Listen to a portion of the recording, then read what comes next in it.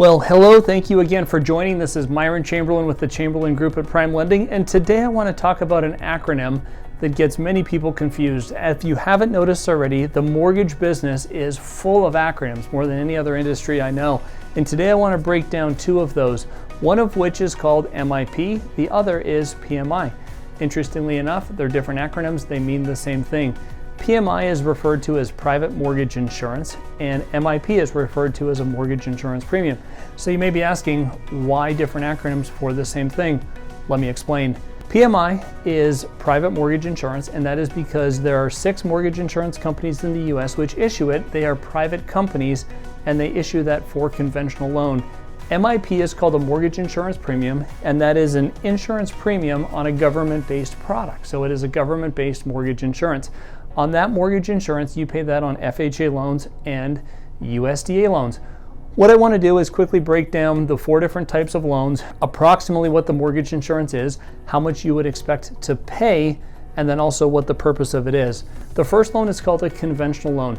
A conventional loan uses PMI, private mortgage insurance. As I mentioned before, there are 6 companies in the US which provide PMI, and the amount of PMI that you pay is a result of your credit score and your overall down payment. That PMI is going to be on your loan until you pay down to 80% of what the original purchase price of the home was, or you can use the new value, which is the appreciated value of the home, as long as you've been on time on your mortgage payment. And typically with most servicing companies, it's between 12 and 24 months have passed. That is a part of your mortgage payment which will be removed at some point in the future, and you can expect to have the PMI dropped off.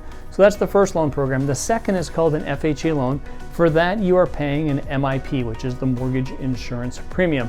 The nice thing about FHA is the mortgage insurance premium, for the most part, is going to be the same for anybody, irrespective of their down payment and or credit score. For a traditional FHA loan, when you finance $100,000, your monthly MIP is going to be $45.83.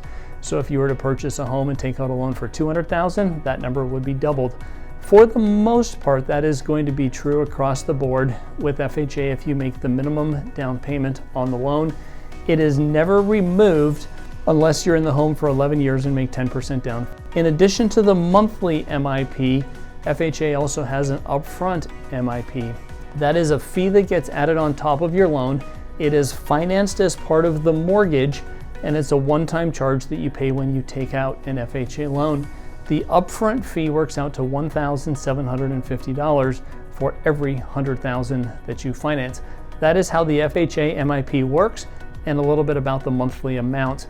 The third type of loan is called a VA loan, and this is for our veterans. VA loans do not have a monthly mortgage insurance premium that you pay, but rather the veteran pays a funding fee. Funding fees are paid if you do not have service-connected disability, and it varies based on your down payment and whether you've used it before. We'll put a chart here on the screen so you can see what we're referring to. So if you're a veteran and have never used the program before and do not have service-connected disability, your funding fee is going to be 2.15% of the loan amount. So going back to the $100,000 example, that would be $2,150 for every $100,000 that you've used. If you've used a VA loan before and you're going to use it again, that number jumps up to 3.3%, which is $3,300 for every $100,000 that you finance. There's 2 other categories of VA funding fees, and the first is if you make a down payment of 5%. Assuming you do, the funding fee drops to 1.5%, which is $1,500 per $100,000. And if you make a 10% down payment, it goes down to 1.25%, which is $1,250 for every $100,000. So on VA, you can see the funding fee varies based on your down payment and if you've used the program or not.